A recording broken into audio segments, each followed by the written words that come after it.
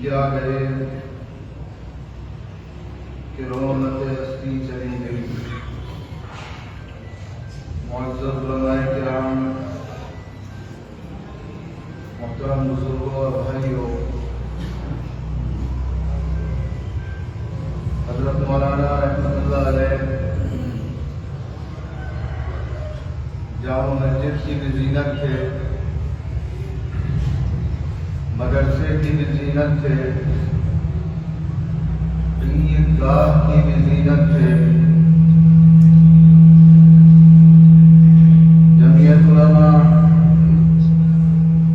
ضلع بلند شہر کی بھی زینت تھے، رابطہ مدارس اسلامیہ عربیہ ضلع بلند شہر کی بھی زینت تھے، ہر پروگرام کی زینت تھے، ہر محفل اور مجلس کی زینت تھی۔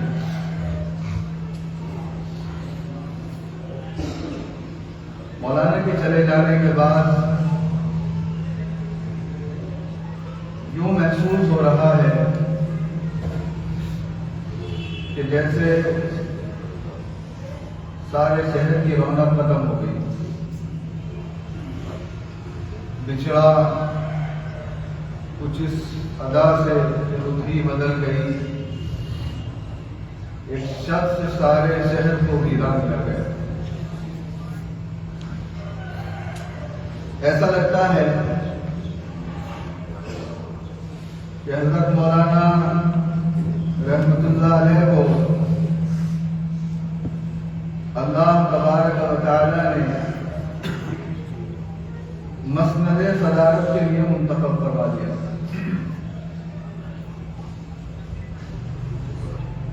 مسند صدارت حضرت ہی کو جچا کرتی تھی، اور آپ کی موجودگی میں کوئی اور شخص اس کے لیے موضوع نظر نہیں آتا۔ حضرت مولانا رحمۃ اللہ علیہ جمعیت علماء ضلع بلند شہر کے بھی برابر صدر رہے، رابطہ مدارس اسلامیہ عربیہ ضلع بلند شہر کے بھی برابر صدر رہے، اور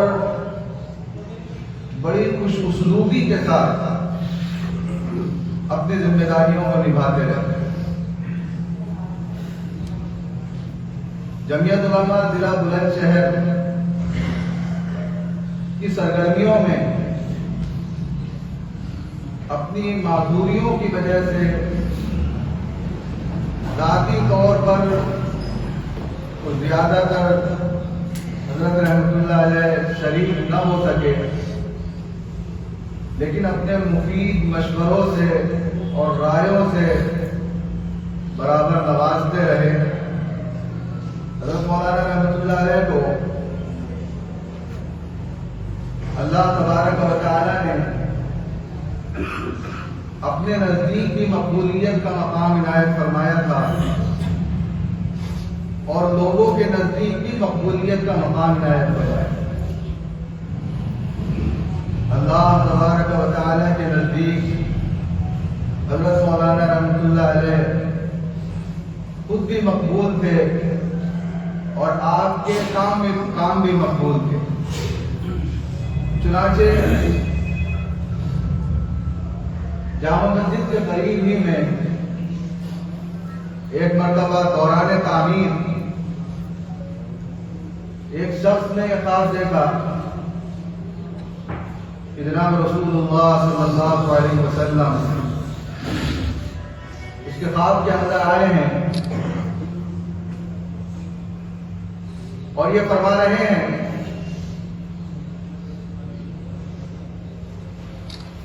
کہ مولانا سے جا کر یہ کہو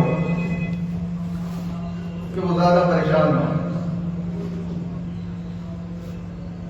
اللہ تبارک و تعالی مسجد کے کام کی تکمیل فرماتے ہیں. دھمیڑ اڈے کی طرف لاک ڈاؤن کے زمانے میں ایک عورت نے یہ خواب دیکھا کہ ہندو مسلم لڑائی ہو رہی ہے اور اس عورت نے زیورات پہن رکھے ہیں اور اس کے ہاتھ کے اندر کڑے ہیں جو بہت زیادہ چمک رہے ہیں اور وہاں ایک بزرگ موجود ہیں سفید داڑھی والے. مسجد تعمیر ہو رہی ہے تو اس عورت نے یہ سوچا ہوگا کہیں لڑائی جھگڑے میں میرے زیورات میں چلے جائیں. تو اس عورت نے مسجد کی تعمیر کے لیے اپنے کنگن اتار کے دے دیے ان بزرگ کو. تو وہ بزرگ فرمانے لگے کہ کنگن کو رہنے دو اور یہ چین جو تمہارے پاس ہے اسے دے دو. اس عورت کی آنکھ کھل گئی اور فوراً اس نے اپنے گلے کے اندر سے وہ سونے کی چین نکالی اور صبح ہوتے ہی اپنے شوہر سے کہا کہ جامع مسجد کی تعمیر کا کام چل رہا ہے, وہاں جا کر اس چین کو دے دو. وہ حضرت مولانا رحمۃ اللہ علیہ کے پاس آتے ہیں اور اپنا خواب بیان کرتے ہیں. حضرت مولانا رحمۃ اللہ علیہ نے یہ فرمایا کہ لاک ڈاؤن کا زمانہ ہے, میں بہت زیادہ پریشان تھا, مزدوروں کو دینے کے لیے بھی میرے پاس پیسے نہیں تھے. اللہ تبارک و تعالی نے تمہیں اس کام کے لیے ذریعہ بنایا. تو یہ اللہ تبارک و تعالی کی بارگاہ میں حضرت مولانا رحمۃ اللہ علیہ کی مقبولیت کی علامت ہے. میرا مزاج غیر تحقیقی باتیں بیان کرنے کا نہیں ہے. جب میں نے اس خواب کے بارے میں سنا تو آج صبح ایک بچے کو اکثر 9 اس عورت کے بعد بھیجا کہ دوبارہ اس خواب کے بارے میں ان سے معلومات کر کے آؤ کہ وہ کیا بیان کریں. اور پھر اس کے بعد میں نے اس واقعے کو آپ حضرات کے درمیان بیان کرنے کی کوشش کی. حدیث شریف کے اندر آتا ہے, یا ایک بات اور میں عرض کروں میرے ذہن کے اندر آئی. حضرت قاری شفیق الرحمان صاحب بلند شہری دامت برکاتہ بیان فرما رہے تھے کہ حضرت مولانا رحمۃ اللہ علیہ ہمارے ساتھیوں میں پڑھنے لکھنے کے اندر سب سے زیادہ ہوشیار, سمجھ بھی زیادہ لیتے تھے اور سمجھا بھی زیادہ لیتے تھے. اور حضرت مولانا کی صلاحیت اس درجے تھی کہ اگر مولانا کسی بڑے ادارے کے اندر پڑھانے کے لیے چلے جاتے تو آج وہ کسی ادارے میں بخاری شریف کا درس دے رہے. لیکن حضرت مولانا رحمۃ اللہ علیہ نے اپنے شہر کو ترجیح دی, یہاں آ کر مدرسے کے اندر محنت کی اور مدرسے کو 4 چاند لگائے. اس ماحول کے اندر جب لوگ گننے حصے سے بھی واقف نہیں تھے, قرآن کریم کو صحیح پڑھنے کا ماحول قائم کرنے کی کوشش کی اور اس کے اندر کامیاب. تو مدرسے کی یہ مقبولیت اللہ تبارک و تعالی کی بارگاہ میں ان کی مقبولیت کی علامت ہے. حدیث شریف کے اندر آتا ہے, نبی کریم صلی اللہ علیہ وسلم سے بیان فرمایا کہ جب اللہ تبارک و تعالی کسی بندے سے محبت کرتے ہیں تو حضرت حضرت جبرائیل علیہ السلام سے کہتے ہیں کہ میں فلاں بندے سے محبت کرتا ہوں، تم بھی اس سے محبت کرو، تو جبرائیل علیہ السلام بھی اس سے محبت کرنے لگتے ہیں۔ پھر جبرائیل علیہ السلام آسمان میں اعلان فرماتے ہیں کہ اللہ تبارک و تعالیٰ اس بندے سے محبت کرتے ہیں، تو تمام فرشتے اس بندے سے محبت کرنے لگتے ہیں، اور پھر دنیا والوں کے قلوب کے اندر اس بندے کی محبت ڈال دی جاتی ہے۔ حضرت مولانا رحمۃ اللہ علیہ کا معاملہ بھی بالکل اسی طرح تھا۔ آپ نے حضرت کے جنازے سے اندازہ لگا لیا ہوگا کہ لوگوں کے قلوب میں حضرت کی کتنی اہمیت تھی اور کتنی مقبولیت تھی۔ لوگوں نے سسکیوں کے ساتھ اور آہوں کے ساتھ آخری وقت میں حضرت مولانا رحمۃ اللہ علیہ کو خراج عقیدت و محبت پیش کیا۔ لوگوں نے یہاں تک کہا کہ ایسا محسوس ہو رہا ہے جیسے ہمارے گھر کے اندر کسی کی موت ہو جائے، بلکہ ہمیں اس سے بھی زیادہ غم ہے۔ اور جہاں حضرت کی اولاد کو بہت زیادہ غم ہے، وہیں مدرسے کے اساتذہ، کارکنان اور ذمہ داران کو بھی بہت زیادہ غم اور قلق ہے حضرت کی جدائیگی پر۔ حضرت مولانا رحمۃ اللہ علیہ کا میرے ساتھ بہت ہی خیرخواہی اور ہمدردی کا معاملہ تھا۔ حضرت والا رحمۃ اللہ علیہ نے میرے ساتھ جو حوصلہ افزائی کا، عزت افزائی کا اور خود نوازی کا معاملہ فرمایا ہے، اسے میں کبھی فراموش نہیں کر سکتا،